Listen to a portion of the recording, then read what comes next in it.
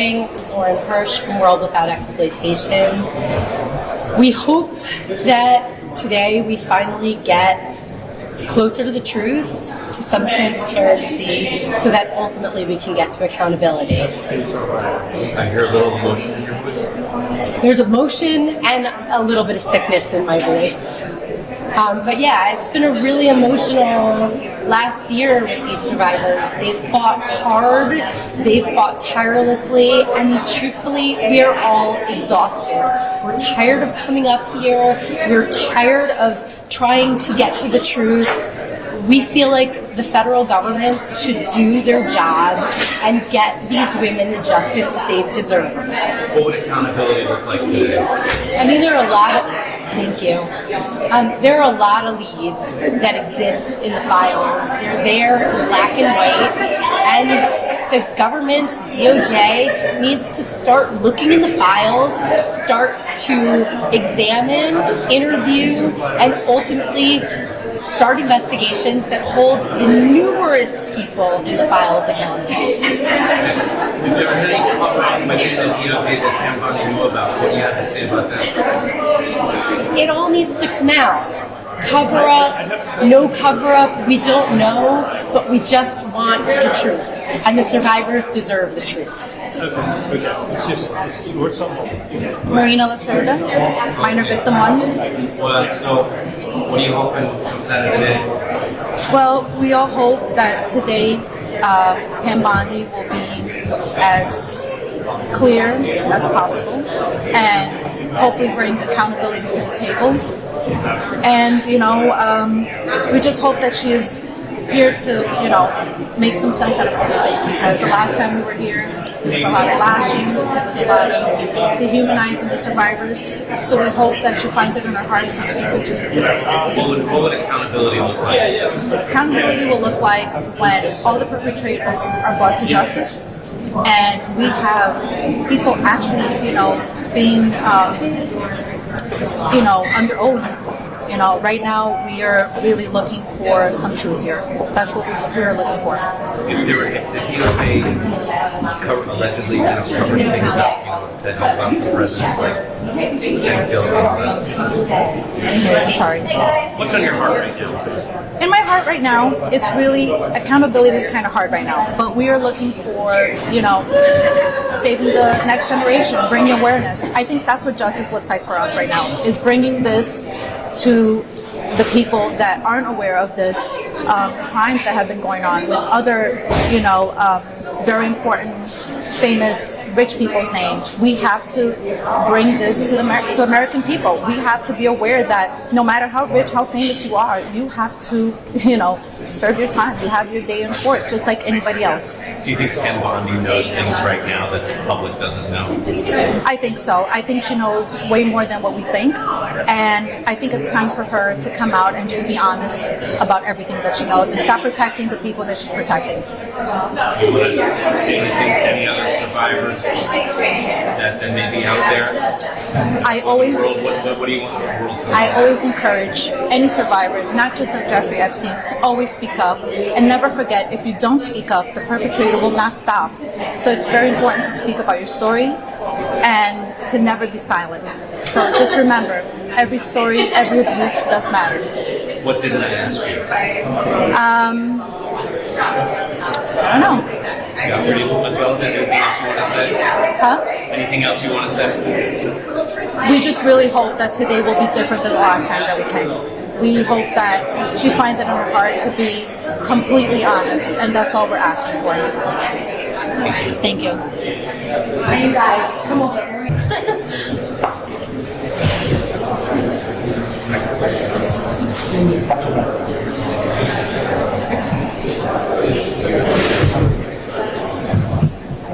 What does your shirt say?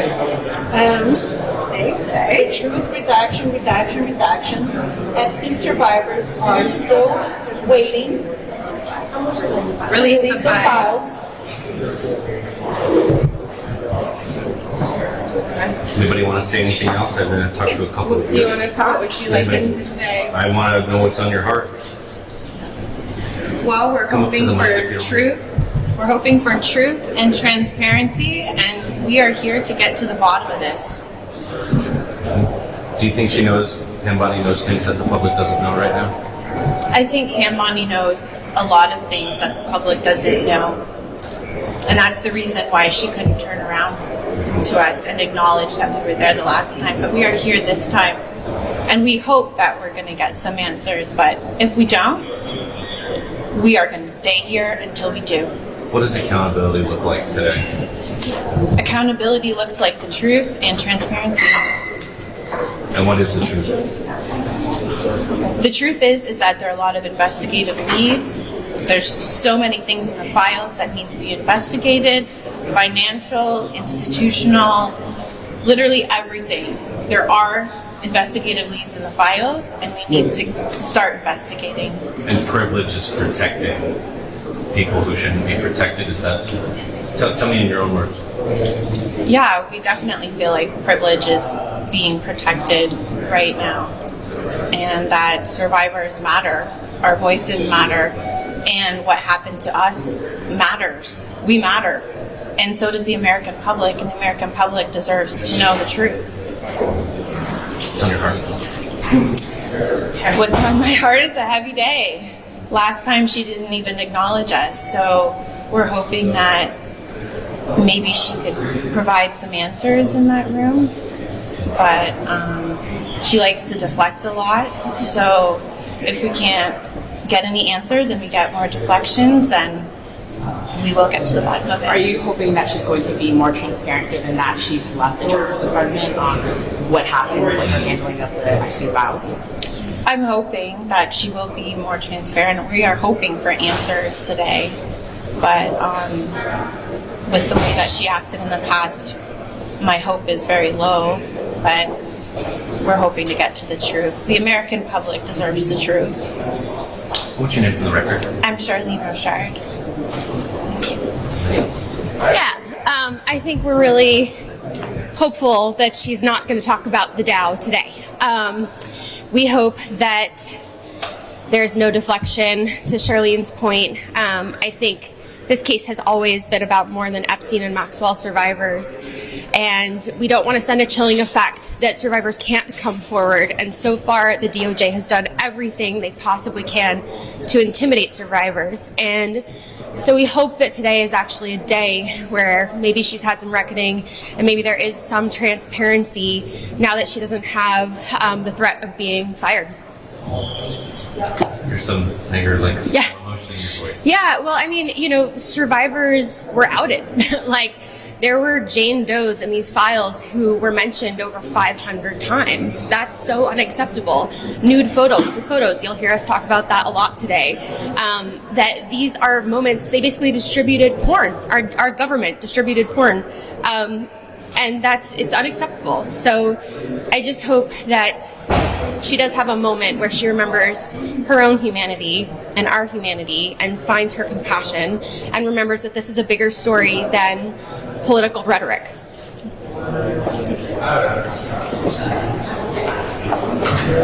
Hi. What's on your heart? What's on my heart is how important this fight is. I'm thinking today not just about us as Epstein survivors, but I'm thinking about all Americans who are watching how the Department of Justice is handling the investigation of these crimes, or the lack of investigation of these crimes. I think that as citizens, we have a reasonable expectation that the Department of Justice is going to prosecute crimes and hold perpetrators of these crimes accountable, and we're not seeing that here. And I think that that's really concerning for everyone in our country. Why is our current Department of Justice not following the investigative leads that we're seeing all over the Epstein files? To hear Todd Blanche publicly say that there's nothing in the files worth investigating, there are no more investigative leads, it's just quite simply gaslighting. On almost every page of the files that I've looked at, there's some investigative lead, and I think that what we're hoping for today is some answers from Pam Bondi, some answers as to how the files were released, what the procedural aspects of that were, and who has been, if anyone has been, held accountable for the harms that they've caused in exposing survivors' names while protecting the names of perpetrators. And so any information that we can get today will be information that will get us closer to the truth. And I think that that's what we're looking for as survivors and what the American people are looking for. My colleague had a good question last. Do you think now that she's not with the DOJ anymore, like maybe she'll be more forthcoming? I don't know. I think that, you know, we will have to wait and see how she behaves today. I would certainly hope that as a career attorney and as the former head of the Department of Justice for the United States of America, that she will have some kind of moral reckoning with her conscience and remember why she was put in the job that she was in and what her responsibilities in that job are to the American people and not necessarily any particular administration. Liz Stein. Thank you. Anybody else? All right, so I'm not sure, but we're on a DH hold also. yeah, so I mean, there are so many investigative leads, and I think that that is part of what is so incredibly frustrating. That we've seen these leads. We did a 24-hour filibuster recently where we read from the files, and there's so much information in there. And honestly, like, we're a bit tired of people saying name the names because we have so many times. So in this file, you want to try this? Yeah. Yeah. Back. Thank you. Sorry. Okay. Back.